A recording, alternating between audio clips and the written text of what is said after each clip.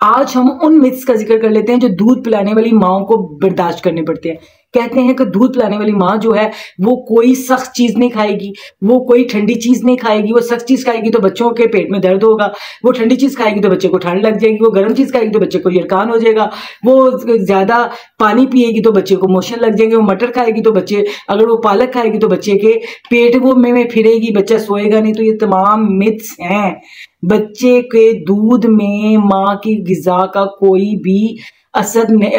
अच्छी न्यूट्रिशन होगी तो बच्चे का दूध अच्छा होगा, हेल्दी होगा। लेकिन ये चीजें अगर आप रोक देंगे तो बच्चे को हेल्दी दूध नहीं मिलेगा, तो बच्चे की ग्रोथ कैसे होगी।